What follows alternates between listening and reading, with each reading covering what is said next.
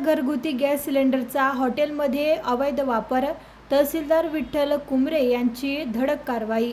बुलढाणा शहरात गॅस सिलेंडरचा तुटवडा जाणवत असल्याच्या तक्रारीनंतर जिल्हा प्रशासनाने कंबर कसली आहे।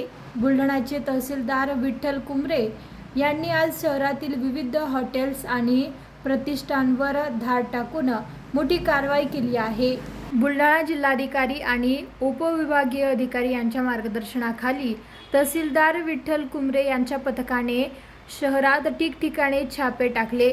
गॅस सिलेंडरचा कृत्रिम तुटवडा निर्माण होऊ नये आणि घरगुती गॅस सिलेंडरचा व्यावसायिक वापर थांबवावा, हा या मोहिमेचा मुख्य उद्देश होता। या मोहिमेदरम्यान पथकाने जवळपास 40 हॉटेल आणि प्रतिष्ठानांची झाडझडती घेतली असून यामध्ये धक्कादायक वास्तव समोर आले असून अनेक ठिकाणी घरगुती गॅस सिलेंडरचा वापर सर्रासपणे व्यावसायिक कारणांसाठी केला जात आहे। तहसीलदारांच्या या धडक कारवाईमुळे हॉटेल चालकांचे धाबे दणाणले आहेत। प्रशासनाने स्पष्ट केले आहे की अशा प्रकारचा अवैध वापर आढळल्यास कोणाचीही गया केली जाणार नाही। नागरिकांनी अफवांवर विश्वास न ठेवता शांतता राखावी असे आवाहनही प्रशासनाकडून करण्यात आले आहे।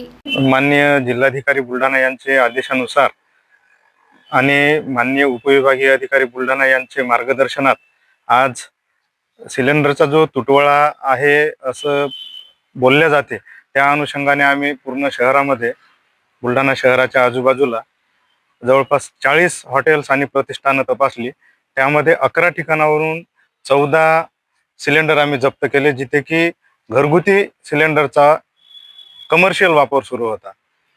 तर अशांवर यापुढेही कारवाई करण्यात येणार आहे। ही कारवाई सतत सुरू राहील। मी या अनुषंगाने सर्व नागरिकांना आवाहन करतो की घरगुती सिलेंडर जो आहे तो पुरेसा मुबलक प्रमाणात आपल्या इकडे उपलब्ध आहे। कोणीही पॅनिक होऊन सिलेंडरच्या ठिकाणी जाऊन गॅसच्या गोडाऊनला जाऊन रांगा लावण्याची काही गरज नाही असं आवाहन करतो आणि सर्वांनी शांततेने आपलं सिलेंडर घ्यावं असं पुन्हा एकदा। कमर्शियल सिलेंडर सुद्धा आहेत, परंतु एक असं दिसून आलं कारवाईच्या दरम्यान की घरगुती सिलेंडरचं रिफिलिंग कमर्शियल मध्ये करतात अशी चर्चा आहे बाहेर। असं जर कोणी करत असेल तर त्यांच्यावर फौजदारी दाखल होईल आणि त्यांच्यावर सुद्धा कारवाई होईल। आता आम्ही 11 ठिकाणावरून 14 सिलेंडर जप्त केले। यापुढेही ही कारवाई सुरू राहणार आहे। आम्ही जसेही शहरामध्ये आम्ही दाखल झालो तर काही लोकांना कुणकुण लागल्याबरोबर त्यांनी घरगुती सिलेंडर लपून ठेवल्याचं सुद्धा काही प्रतिष्ठानामध्ये दिसून आलं। त्यांच्यावरही फौजदारी दाखल करण्यात येईल।